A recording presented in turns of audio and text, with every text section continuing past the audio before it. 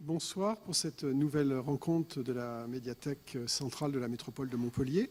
Ce soir, on a à la fois le plaisir et peut-être un peu la tristesse de finir un cycle consacré à Edmond Charlot, à quelques auteurs qu'il a publiés, parce que bien sûr, là on aurait pu passer l'année, je veux dire, si on avait presque chaque jour, si on avait voulu présenter tous les auteurs. Et ce soir, donc, on finit avec le Mathéotime d'Henri Bosco, toujours avec une lecture de Haner, accompagnée en musique. Je crois qu'à l'occasion de ce cycle, on en a fait évidemment plusieurs séances, c'était dans cette bibliothèque, puis ça a été fait aussi dans deux autres bibliothèques de la métropole. Je crois que ça a permis aussi à d'autres personnes de connaître Edmond Charlot. Qui commence quand même à être connu, parce que je lisais un livre récemment de Dieulefeu pour un paquebot pour Oran, et il y avait 2 pages qui étaient sur Charlot, qu'il décrivait, etc. D'après d'ailleurs le livre qui doit beaucoup aux éditions de Mince, d'une romancière donc, qui a utilisé de ce roman, qui était cité en bibliographie. Donc je crois qu'il y a quand même une progression dans sa connaissance, mais je pense qu'il est toujours utile de continuer, parce que c'est vrai qu'on a tendance à ne voir que l'actualité, et je pense que le fond, ce qui finalement dure après les apparences, est extrêmement important. Et tout ça, bien sûr, c'est fait avec l'association que dirige M. Demince, de Méditerranée vivante, et je crois que c'est important aussi que ça se passe dans ce cadre méditerranéen qui est effectivement le cadre de ces éditions, finalement, qui étaient les éditions de la Francie, mais l'édition des 2 rives, voilà, à la fois évidemment à Alger et aussi les éditions à Paris. Et maintenant, je vais donc passer pour cette conclusion, je vais passer la parole pour dire un petit mot. Mais moi, j'ai pas pu assister malheureusement à toutes, puisque j'ai assisté à la fin et au début, à 2 seulement. Je regrette vivement, puisque j'avais participé au choix des livres et que c'est un projet auquel je tiens beaucoup. Et je crois qu'on essaiera de faire d'autres cycles sur d'autres littératures, parce que je crois que les cycles, c'est quand même très important. Et c'est important de traiter le patrimoine, de traiter le patrimoine littéraire. C'est important de traiter l'actualité, ce qu'on fait bien sûr, mais c'est aussi important de traiter le patrimoine littéraire. Et puis bon, ça nous donne aussi l'occasion de sortir des réserves nos exemplaires de Charlot. Quand on traite du patrimoine, ça nous permet aussi de montrer un certain nombre de livres qui sont devenus maintenant assez rares, même si parfois il y en a encore qui peuvent être encore plus rares quand ils sont dédicacés. Mais ça, c'est le plaisir du bibliophile de les regarder, comme on vient de le faire aujourd'hui avec le Mathéotime, puisqu'on nous a montré un exemplaire dédicacé par Bosco. Maintenant, je te donne la parole. Merci. Merci d'être fidèle à ces soirées. Donc aujourd'hui, c'est effectivement la 6e et dernière rencontre du cycle Charlot.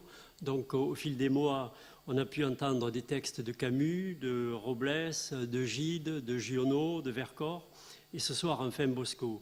Donc dans le catalogue de Charlot, il y en a bien d'autres, comme disait Gilles Guden-Vallerin, et je vous invite à vous pencher sur cette importante production.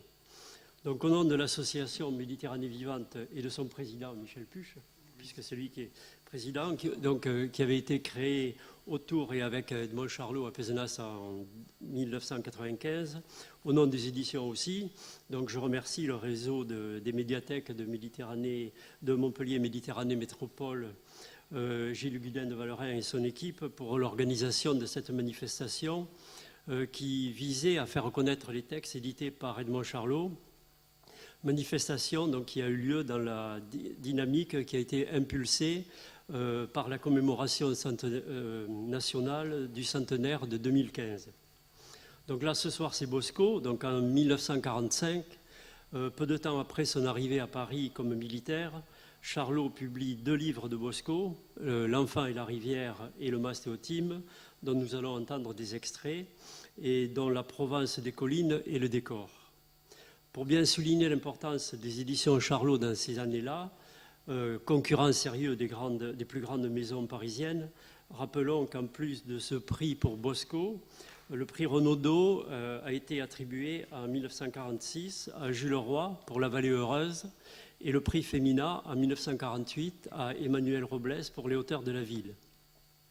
Le mastéotime, c'était un grand succès puisque l'on parle de 300 000 exemplaires, mais c'est en même temps beaucoup de difficultés pour la société des éditions, puisque le papier est rare à cette époque et Charlot est amené à s'en procurer au marché noir, d'où les difficultés.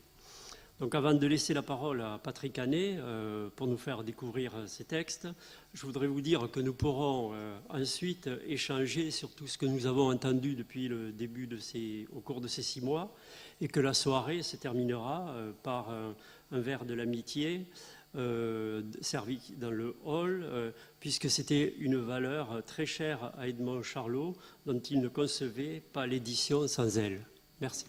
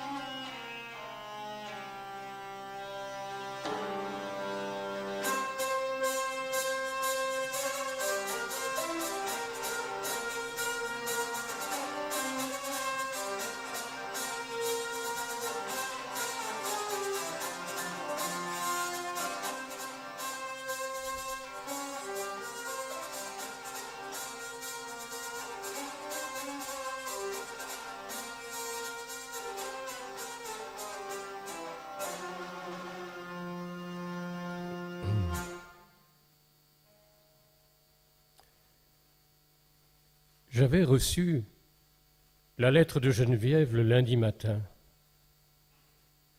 Il n'y avait qu'un train le soir, et la gare de Puy-Loubier se trouve à 4 kilomètres d'ici. Je fis avertir Alibert Père, il vint après le déjeuner. Je lui dis qu'il faudrait atteler vers 5 heures pour aller à la gare. Il me répondit qu'on prendrait le mulet, parce que le cheval boitait un peu du sabot de devant à gauche. Et il ajouta « Jean vous amènera la voiture ». Je lui dis « J'aimerais autant que ce soit vous ». Le vieil Alibert me regarda. Mais comme je réfléchissais, il garda le silence. Je réfléchissais parce que tout à coup, je trouvais gênant de lui annoncer l'arrivée de Geneviève. Et en effet, c'était gênant. Je finis pourtant par m'y décider. J'attends ma cousine Métidieu, c'est vous qui irez la prendre à la gare. S'il s'étonna de cette commission imprévue, comme cela est probable, il n'en laissa rien paraître. Il devait intérieurement se demander pour quelle raison je n'y allais pas, moi, chercher ma cousine. Rien qu'à sa façon de se taire, il était évident qu'il se posait la question.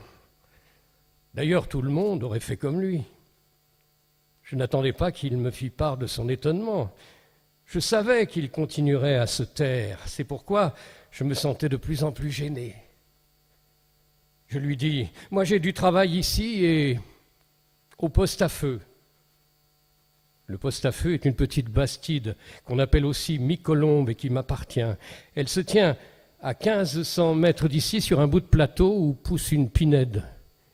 Il y a là 2 chambres en assez bon état, il y a une table, un lit, quelques vaisselles, car souvent je m'y arrête en herborisant, et j'y conserve un petit dépôt de plantes. C'est un lieu agréable où je passe quelquefois la soirée, surtout l'été, quand les nuits sont chaudes. Le vieil Alibert n'aime pas le poste à feu car il lui semble sans doute un luxe inutile du moment que je ne chasse pas. Il n'y monte jamais. Quand il faut couper du bois, il envoie son fils dans la pinède avec le mulet. L'annonce d'un travail à faire là-haut où il ne pousse que de l'aspic et des plants de thym calcinés dans les cailloux dut lui sembler une mauvaise plaisanterie, mais il se garda bien de montrer en aucune manière son sentiment à ce sujet. Il se contenta de répondre « Du moment que c'est moi qui vais à la gare et pas vous, je prendrai tout de même le cheval. Il me connaît. » Cette réponse me parut, ce qu'elle était probablement, un reproche voilé, car je connaissais les Alibert. Leurs propos ne vous livrent jamais l'expression claire de leurs sentiments. Et s'ils ont quelque chose à vous dire, ils prennent soin de s'adresser à quelqu'un que vous ne voyez pas à côté de vous, et à qui, cependant, il parle toujours avec beaucoup de réticence. Ainsi, il ne vous heurte pas, mais il vous arrête. Le vieil Alibert venait de m'arrêter. Sa réponse rendait toute explication inutile.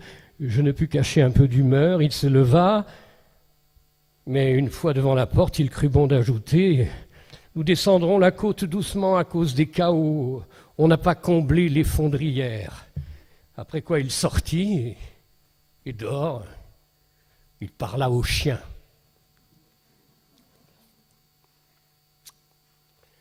Au début de l'après-midi, je montais à Mi-Colombe. L'après-midi ne me parut pas long. À 4 heures, le soleil ayant tourné, je fermai les volets du nord et ouvris ceux qui donnent au midi. Ainsi, je pouvais surveiller le chemin qui, un peu plus bas, dans les fonds, réunit les terres agricoles à Puy-Loubier. De temps à autre, je levais les yeux et par la fenêtre, je regardais vers Puy-Loubier. Le train arrivant à 5 heures, il faudrait au vieil Alibert plus de 20 minutes de marche pour gravir la côte qui mène du village au sommet de la crête, d'où le chemin descend vers les terres. J'avais calculé juste car à 5h30, la carriole parut sur le col. J'étais trop loin pour y distinguer autre chose que 2 petites formes assises côte à côte sur le devant de la carriole. Mais je savais que le vieil Alibert, pour conduire, se tient toujours à droite à cause du frein. J'en conclus que la forme assise à sa gauche était celle de Geneviève. On ne voyait personne dans les champs sauf un homme qui se hâtait vers la route à travers la propriété de Claudius. Il me sembla que c'était lui. La carriole atteignit l'entrée des terres, tourna en grinçant et se dirigea vers Théotime. De Mi-Colombe, on aperçoit Théotime au milieu des blés, comme un îlot entouré de grands arbres où rien ne bouge, mais qui le soir fume doucement. Le mas Théotime fumait.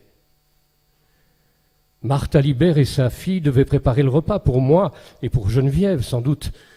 Avait-elle déjà arrangé la petite chambre qui donne du côté de la source sur le buis? J'ai réuni dans cette chambre les meilleurs meubles de l'oncle Théotime. Une commode dont les tiroirs exhalent un parfum de sauge fanée, l'armoire aux draps de fil qui embaume le savon sec et ce lit à bateau qui sent la paille fraîche, de maïs et le vieux bois de chêne. Là, Geneviève dormirait bien, car la pièce a des avantages, et quoique la fenêtre ne soit pas bien grande, il en vient la nuit un air frais, celui de la source, et l'odeur amère du buis, que pour ma part je trouve agréable à respirer. J'arrivai au mas entre chien et loup, et avant d'entrer, je déposai ma boîte d'herboriste dans le hangar. Dans la cour, par la porte ouverte, on voyait à travers le rideau de corde la lampe à pétrole posée sur la table servie, et on entendait parler Marthe Alibert. Elle disait entre autres choses que l'eau de la source était potable et qu'on n'avait pas d'autre lait que celui de la chèvre pour le déjeuner du matin. Les premiers jours, on le trouve un peu fort, affirmait-elle, mais après, on s'habitue bien. C'est du lait.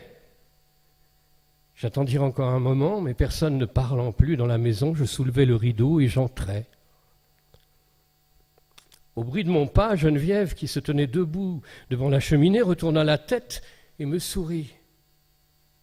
Je m'arrêtai, saisi d'étonnement. Elle n'avait pas changé.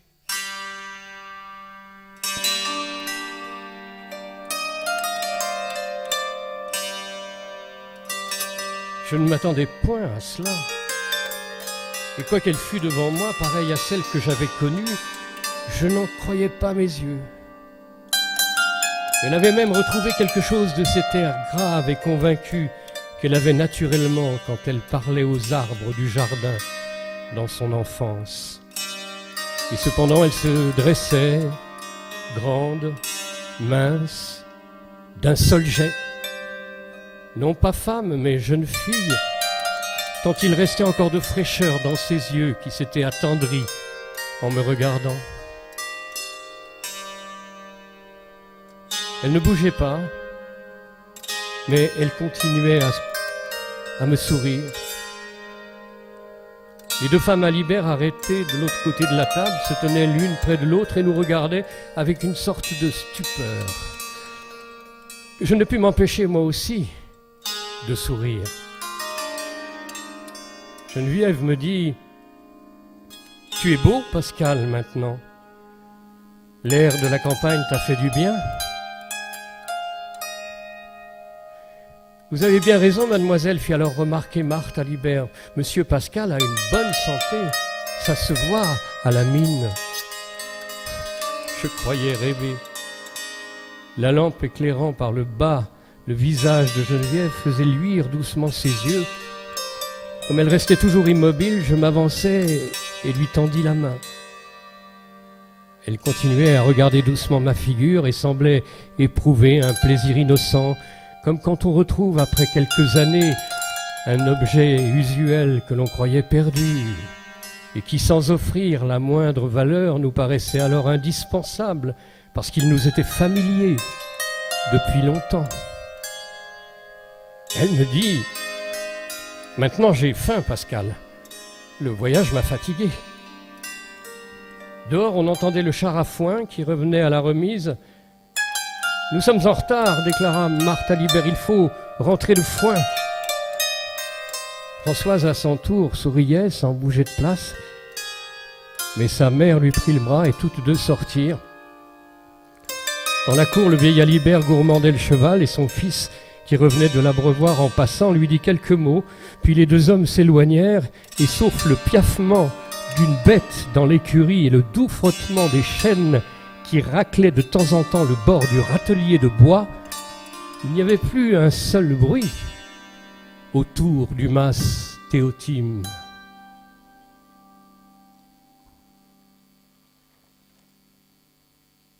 Dès le soir de son arrivée, elle avait traité la maison comme une vieille mère chez qui l'on revient s'installer après quelques années d'absence et de qui rien pourtant ne nous est devenu étranger.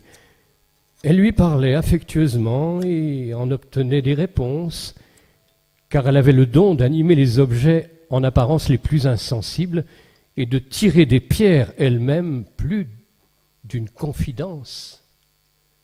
Pascal, me disait-elle cette nuit, la chambre a parlé. Tu ne t'étonnes pas ? Moi, je faisais signe que non. Elle me souriait avec malice. Elle m'a dit « Regarde au fond de mon armoire et tu trouveras quelques vieilles reliques des dérivats et des métidieux. Elles sont presque toutes là, car Pascal a de l'ordre. » Comme je détournais la tête, elle ajoutait vivement d'un air un peu effrayé « Ne te fâche pas, Pascal. Donne-moi la clé de l'armoire. » Je la lui donnai.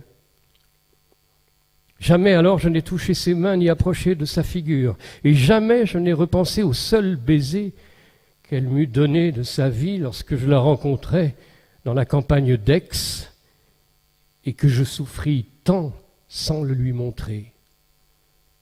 Le soir, il arrivait que nous nous promenions ensemble après le dîner sous l'allée des platanes qui borde le chemin du Mas. Elle me disait « Pascal, ici, il n'y a pas de haie d'aubépine, comme à Sancergues, tu te rappelles ?» Je me rappelais. « Tu n'étais pas méchant, Pascal, ajoutait-elle, car tu n'avais bouché que 5 trous sur les 6 de notre haie.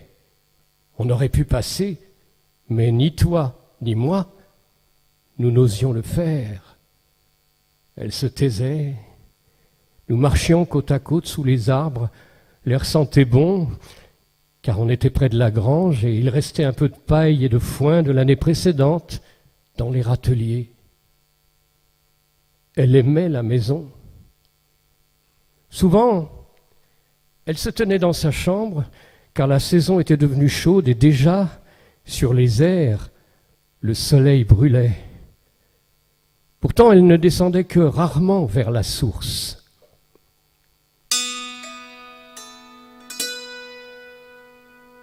Elle prétendait que les eaux, même limpides, ne sont pas toujours amicales. Il est vrai qu'on ne sait jamais d'où elles viennent, quand elles jaillissent ainsi de la terre, et peut-être y a-t-il, non loin de leur résurgence, un abîme où des rivières souterraines alimentent de leur courant silencieux des profondeurs liquides que nul n'a jamais explorées et qui dorment à notre insu, noires et lourdes de menaces, dans quelques cavernes de la montagne. Près des sources, disait Geneviève, on perd la raison. Sans doute parlait-elle en connaissance de cause, car la seule fois où je découvris un peu d'égarement sur sa figure, ce fut sous le couvert des buis, près de cette vasque d'argile où le surjon de l'eau la plus innocente coule régulièrement et presque sans bruit pour nourrir de vieilles racines et une douzaine de carpes.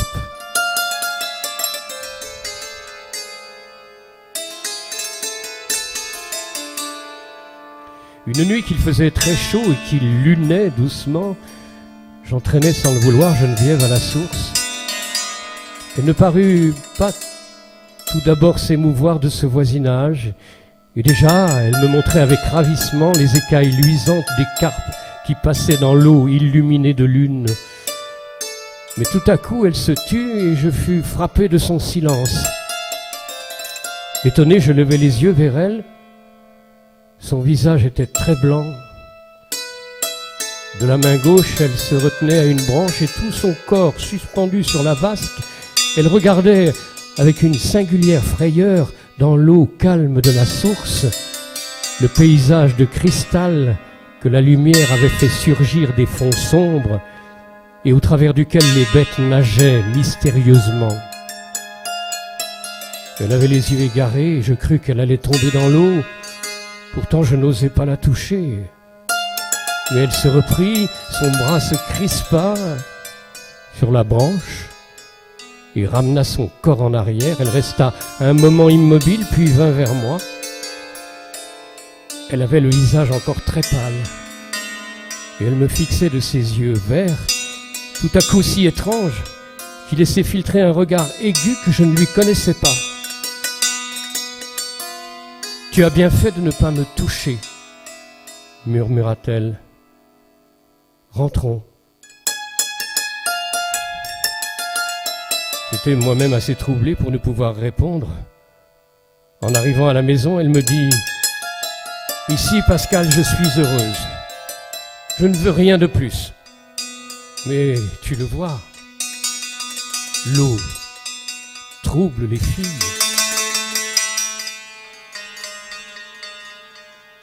Maintenant, elle souriait un peu, d'un sourire encore nocturne, mais tout de même assez apaisé, ce qui me fit du bien. Elle rentra calmée dans la maison. Cette nuit-là, je me couchais tard, j'allais m'asseoir sur l'air. Tout y était tranquille et rassurant. Ce fut la seule fois que Geneviève donna des signes d'une agitation inquiétante. Cette agitation ne laissa aucune trace. Le lendemain, je la retrouvai telle que je l'aimais depuis son retour. Elle préparait le petit déjeuner du matin dans la grande salle et elle souriait toute seule tandis qu'elle coupait le pain qui craquait en se brisant sous la lame. Déjà une jatte de lait reposait sur la table et des cerises noires trempaient avec toutes leurs feuilles dans une terrine d'eau.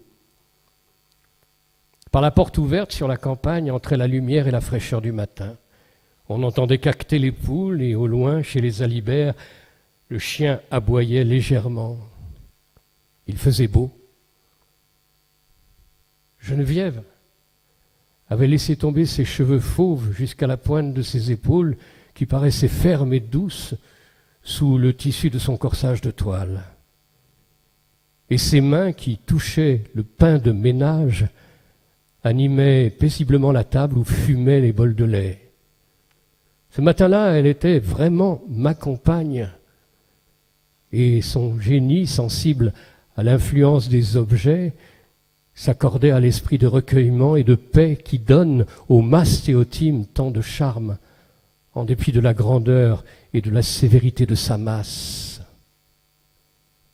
Elle ne me voyait point, arrêtée sur le pas de la porte, encore chargée de mes plantes, celles que je venais de cueillir sur le plateau et qui embaumaient, mais je la surprenais en train de se plaire à sa tâche et d'aimer la maison. D'où venait-elle ? Elle n'avait rien dit et moi je ne l'avais pas interrogée. Il lui avait semblé naturel d'arriver d'un autre monde. Les jours vécus étaient vécus et avaient disparu de sa vie. Moi-même, si zélé à me tourmenter, je n'avais pas pu la recevoir que dans sa nouvelle innocence, et je retirais de son âme, dont l'ardeur cependant m'avait tant fait souffrir, cet apaisement que ni les travaux de la terre, ni même l'amitié des plantes n'avaient pu jusqu'alors apporter à mon cœur solitaire.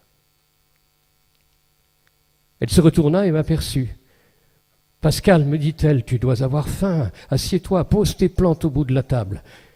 Tu viens de loin ? Je viens de Mi-Colombe. Ah, murmura-t-elle, je ne connais pas encore Mi-Colombe. Je m'assis en face d'elle. Tu aimes la maison ? Lui demandai-je. Elle réfléchit un moment, puis me répondit « J'aime tout ce qui me protège, Pascal. » Le lait était bon, le pain chaud, et nous sentions sur nous la puissance du refuge.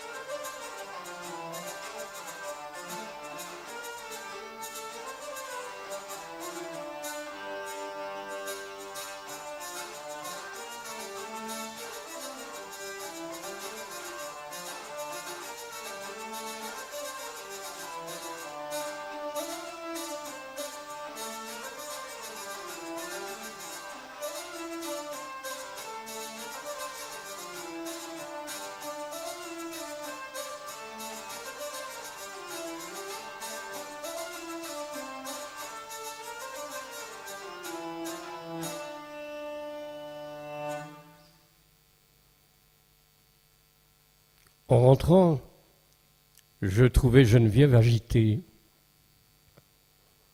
Et quoiqu'elle eût acquis plus d'empire sur ses sentiments, son agitation m'était sensible moins à des signes expressifs qu'à ce trouble étrange que par moments son âme à l'étroit épandait autour d'elle. J'en recevais aussitôt la communication, comme si mon esprit eût été accordé à percevoir les appels singuliers de cette créature qui m'était la plus chère de toutes. Et mon inquiète humeur répondait à ces mouvements passionnés par des orages intérieurs que je retenais en moi-même, où ils me ravageaient. Elle fut pendant le repas plus taciturne que de coutume. Nous parlions habituellement peu, mais avec amitié, et nos silences étaient plus doux que nos paroles. Nous avions une façon d'être ensemble,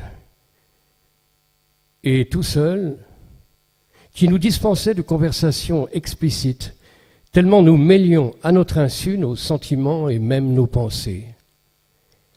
Qui nous eût vus en face l'un de l'autre conserver ce silence eût risqué de porter un faux jugement sur notre intimité, car nous ne nous taisions que pour mieux nous comprendre, puisque nous savions maintenant que nos souffrances et les erreurs commises, nous les devions plutôt aux apparences de nos caractères qu'à la nature profonde de nos âmes.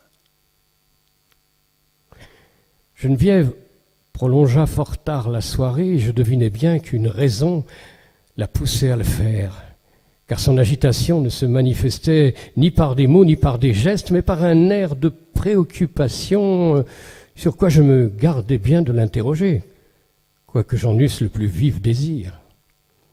Je savais en effet de quelles conséquences pouvaient être les arrière-pensées de Geneviève et combien elle-même, jusqu'à ce jour, s'était abandonnée souvent à leur puissance. Je préférais ne pas les évoquer moi-même, car peut-être n'attendait-elle qu'une question pour m'adresser une demande à laquelle je sentais bien qu'il me faudrait répondre par un refus. Elle se montra cependant d'une particulière douceur et me parla un peu de Sancergues et de nos vieilles familles. C'est là un sujet qui me touche toujours, car l'évocation des figures aimées en ces jours lointains me charme et m'attendrit au point que le meilleur de ma nature, la part des rivats, me reprend malgré tant d'années de solitude, pendant lesquelles je me suis efforcé, sans oublier ces ombres disparues, à vivre gravement sur des terres plus dures que les vergers, les prés fleuris et les jardins aimables du village où j'ai passé mon enfance. Je me dépouille alors de ma sauvagerie et je tends à la confidence parce que les visages, les noms, les lieux, les faits se recomposent si vivement dans ma mémoire que le charme des métidieux et des dérivats ressuscités m'incline à l'effusion héréditaire. Comme la soirée était un peu humide, nous avions allumé un petit feu de bois dans la cheminée de la salle, et cela nous aidait à parler de notre vie passée sans aucun effort, car l'on sait que le feu facilite le jeu de la mémoire et rappelle de loin les souvenirs les plus oubliés. Il est favorable à l'évocation des temps de l'absence, et nous étions, Geneviève et moi, les deux êtres de la famille qui sans doute avions dit le plus d'adieu, qui avions vécu le plus loin, et pour de si douloureuses séparations. J'ai beaucoup voyagé par amour des plantes, mais aussi par regret peut-être, et besoin de quelques consolations. Je ne m'en cache pas. Si jamais je n'en avais fait que la confidence à personne, et surtout pas à Geneviève, elle en avait pourtant quelques soupçons, puisqu'elle aimait m'interroger sur ses voyages au-delà des mers. Ce soir-là, elle m'en parla un peu plus que de coutume, et je l'aurais sans doute remarqué si le plaisir que je prends toujours à m'entretenir avec elle ne m'eût occupé tout l'esprit. Aussi restâmes-nous fort tard devant la cheminée. Geneviève écoutait en silence. Soudain, elle me demanda si je connaissais Nazareth. Cette question me fut posée si inopinément et d'un tel ton que je devinais que Geneviève l'avait sur les lèvres depuis le début de la soirée. C'était bien là le premier signe de cette préoccupation que j'avais pénétrée. Je répondis que je ne connaissais pas Nazareth. Puis je me tus. Geneviève réfléchissait. « J'aurais aimé que tu m'en parles. Quand j'étais petite, j'avais une grande ambition. Je voulais ressembler un jour à notre belle cousine Dériva, qui y est morte chez les Visitandines. Naturellement, je n'en ai jamais parlé à personne. Les enfants sont très cachotiers. J'avais même construit tout au fond du jardin un petit hôtel dans une niche. Tu ne l'as jamais vu, Pascal ? Il était derrière la charmille. Je me souvenais de ces petits hôtels, mais il était vrai que celui-là, je ne l'avais jamais vu. Je le lui dis. J'y avais mis, poursuivit-elle, un petit dessin très mal fait. J'essayais d'y représenter cette vieille broderie de famille qui était de la main de Madeleine Dériva et où, tu t'en souviens, elle avait mis la croix, un cœur et nos 2 colombes. J'étais un peu folle, certainement. Elle se tut de nouveau, sans doute par amour de son souvenir, puis ajouta « Rien ne me plaisait plus que ce vieux dessin à l'aiguille. Il était encore en très bon état il y a 15 ans. » Sous cette phrase, une question cachée appelait la réponse. Mais comme je gardais le silence, elle me dit « J'aimerais le revoir, Pascal. » Je voulus alors lui parler, mais je ne pus. Tout à coup, j'avais peur. Le feu menaçant de s'éteindre, j'allais prendre une bûche et je la plaçai avec soin au milieu du foyer.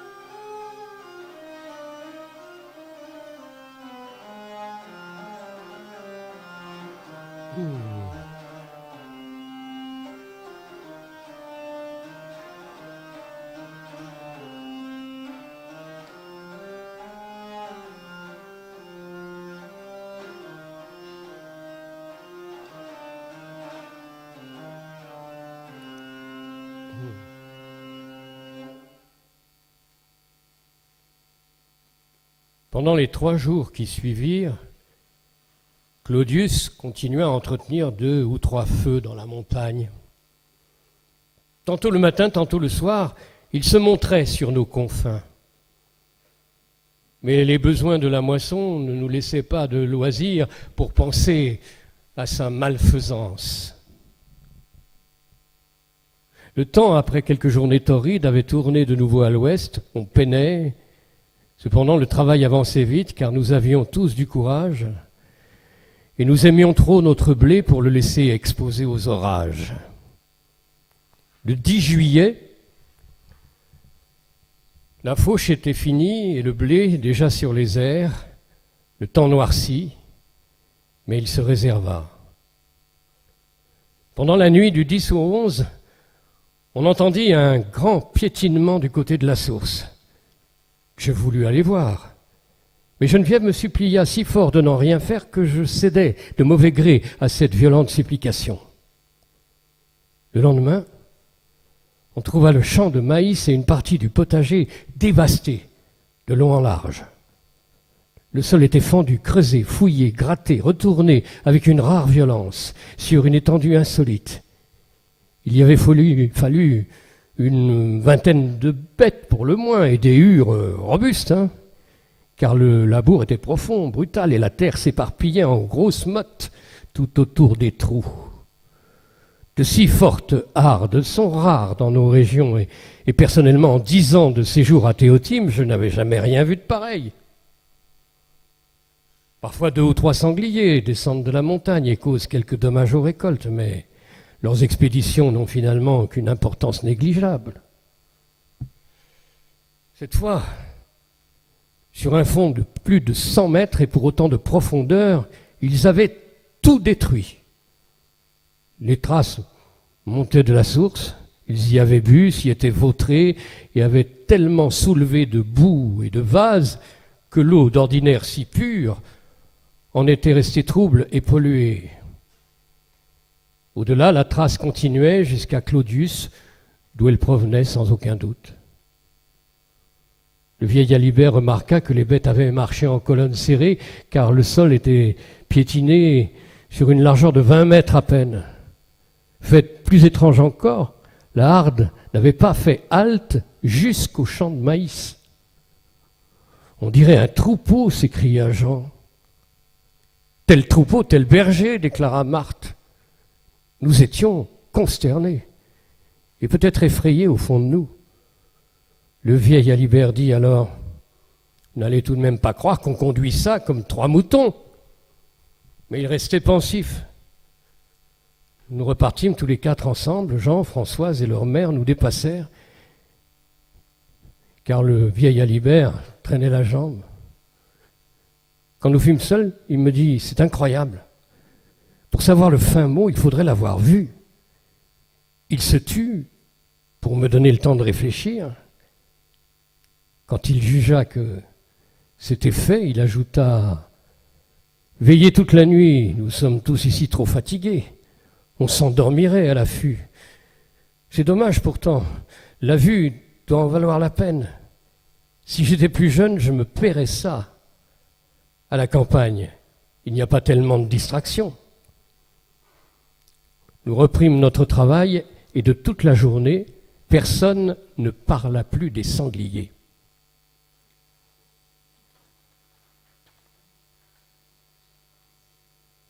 Il devait être un peu plus de minuit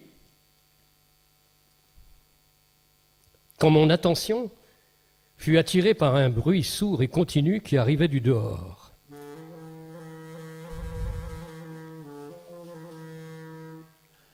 Je sortis. Le temps était couvert,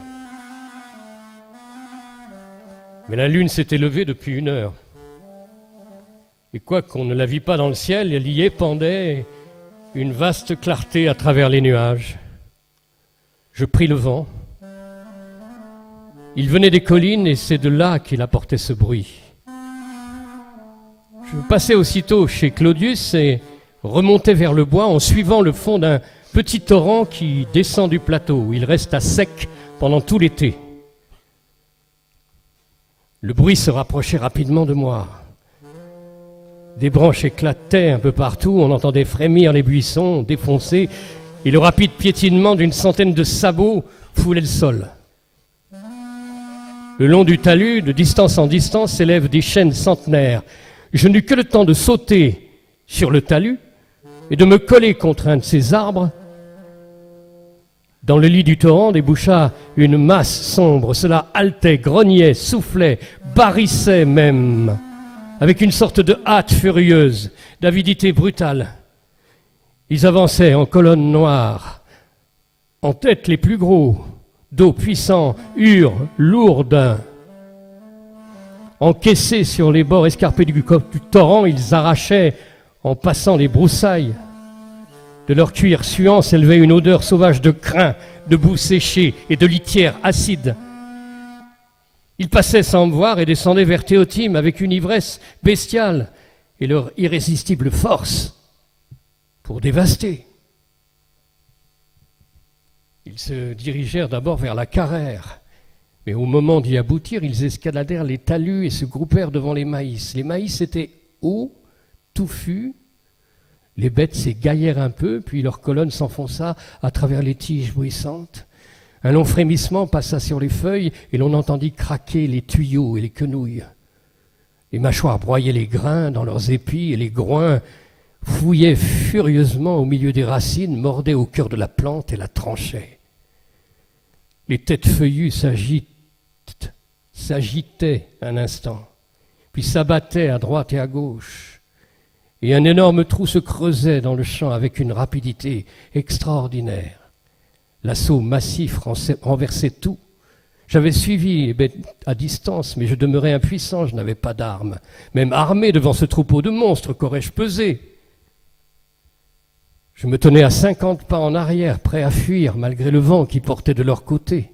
Les sangliers avaient l'air d'ignorer ma présence. Pourtant, plus ils s'enfonçaient dans le champ, plus leur agitation devenait sensible. Une mystérieuse frénésie animale les avait peu à peu saisis et ils s'ébattaient au cœur de la dévastation. On les voyait courir, sauter, foncer, s'ébrouer avec une fougue inexplicable à mesure que leurs ravages s'étendaient. Cependant, la trouée qu'ils avaient ouverte dans les maïs montait tout droit vers le coteau de la Liberte. Entre la jeune, noble vigne et ses maïs, nous venions de poser un millier de plants encore tendres. Je compris qu'ils étaient perdus. La dernière muraille tomba, je vis le terrain blanchâtre d'une petite jachère et au-delà, la pente où s'étageaient les jeunes plants. Les sangliers se regroupèrent. Un nuage glissa et pendant un moment très court, la lune illumina la campagne. Les sangliers formaient un bloc d'une vingtaine de têtes. Ils se pressaient les uns contre les autres et tournés vers la vigne, ils restaient immobiles. Cette immobilité m'étonna. Les maïs, sauf dans la trouée, me cachaient à droite et à gauche la vue des champs, car par prudence, je m'étais arrêté en contrebas sur le bord du torrent.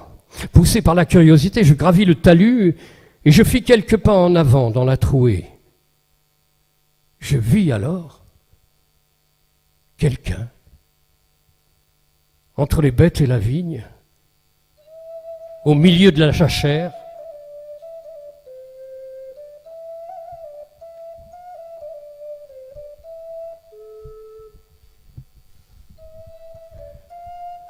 les bêtes ne se hâtaient pas. Elles avaient l'air de suivre un berger invisible comme elles. Leur frénésie s'était apaisée et on n'entendait plus que le souffle rauque de ces hures souillées de terre. Tout à coup, la lune se leva et par une large trouée, inonda le sol. Alors je vis. Le troupeau s'était arrêté entre Théotime et la source. À 20 pas en avant se dressait une femme. Elle était mince, vêtue de noir.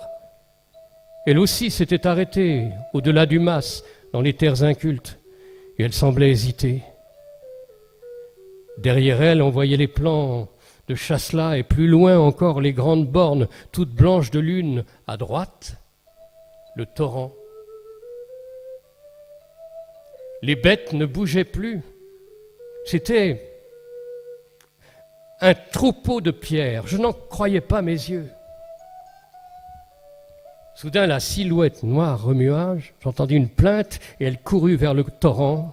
Les bêtes s'ébranlèrent, j'appelai « Geneviève !» car c'était elle, j'en étais sûr. Je la vis qui sautait dans le lit du torrent, mais les sangliers arrivaient sur le talus et ils dévalaient derrière elle. On entendit une furieuse galopade. Je partis à travers la vigne pour couper le torrent plus haut. D'un élan, je franchis le fossé, passai les bornes. Tout à coup, Geneviève apparut à 100 mètres de là. Elle avait bondi hors du creux et à travers l'Hermas de Claudius, elle fuyait vers la Jacine, poursuivie par les sangliers qui filaient ventre à terre. J'avais beau forcer de vitesse, je n'arrivais pas à... Soudain, Geneviève tomba sur les genoux. Je poussai un cri. Elle se releva d'un bond et fit face. Les sangliers arrivaient en trombe sur elle et tout disparut dans un tourbillon de poussière. Je dis, mon Dieu, et je me jetai en avant, mais la poussière se dissipa aussitôt et de stupeur, je m'arrêtai. Geneviève était debout. Les bêtes l'entouraient et ne bougeaient pas. Je les voyais bien maintenant et j'entendais Geneviève qui parlait d'une voix très rauque. Elle semblait se plaindre. Par moments, la lune se voilait et tout le groupe s'effaçait dans l'ombre, puis il se reformait une éclaircie et ses fantômes reparaissaient. J'étais pétrifié d'étonnement, de peur aussi sans doute, et au lieu de courir vers Geneviève, fût-ce au péril de ma vie, je demeurais sur place à regarder cette vision fantastique. Je me disais, tu vas l'arracher de là. Et pourtant je sentais que je ne pouvais rien pour le salut de Geneviève, qu'il fallait qu'il vînt d'elle seule, et que cette troupe de monstres lui avait voué une sorte d'obscur amour devant quoi je devais reculer. Maintenant, il était certain qu'elle n'en avait rien à craindre, tant leur sauvagerie semblait pacifiée depuis qu'ils écoutaient ces plaintes étranges. Elle se tut, puis fit un geste pour les écarter. Ils se reculèrent docilement et elle passa au milieu d'eux. Quand elle fut hors de leur cercle, elle se dirigea vers la Jacine. Ils se mirent en marche derrière elle. Je fis un crochet à travers l'Hermas et j'arrivai le premier dans le bois. Tout en courant, je me disais pourvu que Claudius ne soit pas là. De grandes tribus de nuages avaient envahi le ciel et refoulé la lune. Dans le bois régnaient les ténèbres. Je n'eus pas longtemps à attendre. Le troupeau entra silencieusement sous le couvert des arbres. 1 ou 2 minutes après moi, il se décelait un léger piétinement qui remuait les feuilles mortes et il venait de mon côté. Soudain, je devinais l'ombre d'un être et brusquement je me jetai sur Geneviève. Elle ne poussa pas un cri, mais tout son corps s'abandonna mollement. Je le chargeai sur mon épaule et je m'enfuis. Les bêtes étonnées grognèrent de colère et je les entendis courir aussitôt en tous sens. Pour me mettre à l'abri, je me lançai à travers un fourré où une branche craqua en cassant net. Partout les bêtes galopaient, tout le bois frémissait de leur quête fiévreuse. Tout à coup un volet grinça et un coup de feu partit de la Jacine. Une grêle de plomb s'éparpilla dans les feuilles. Je sortis de ma cache et me sauvai à travers les champs vers Théotime. Je courais, mais difficilement, car le corps de Geneviève était lourd. Au bout d'une centaine de mètres, je dus m'arrêter au milieu de l'Hermas. Il faisait noir. J'écoutais. Pas un bruit. Certainement, les bêtes ne nous suivaient pas. Le coup de feu avait dû les effrayer. Je repris haleine, puis je rentrai à pas lents avec mon lourd fardeau à Théotime. Je portai Geneviève dans sa chambre et l'étendis tout habillée sur son lit. Il n'y avait là qu'une petite veilleuse qui éclairait mal. À sa pauvre clarté, le corps tout noir avait un air mystérieux. Il n'appartenait plus à personne. Geneviève était toujours sans connaissance. Ses cheveux fauves dénoués cachaient le côté droit de son visage et sa tête pendait un peu hors de l'oreiller. La bouche entr'ouverte laissait luire l'émail de ses dents. Sa poitrine immobile ne donnait aucun souffle.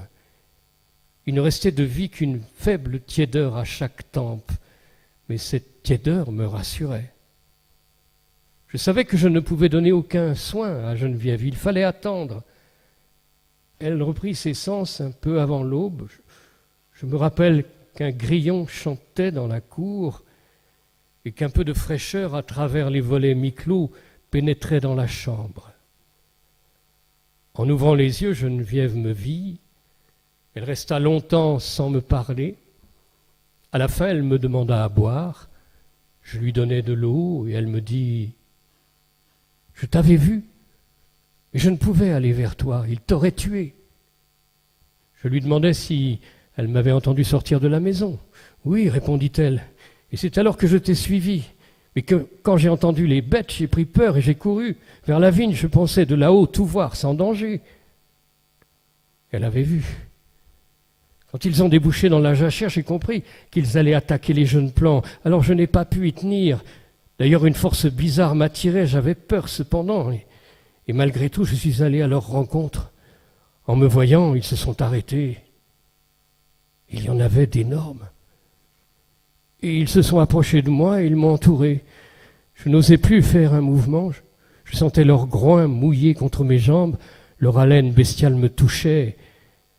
À tout moment, je craignais leur humeur sauvage. J'étais si malheureuse au milieu d'eux que j'ai parlé, je crois, à voix haute pour me plaindre. Alors ils se sont écartés. Je ne les voyais plus, tant il faisait noir. Mais je les entendais respirer à quelques pas de moi.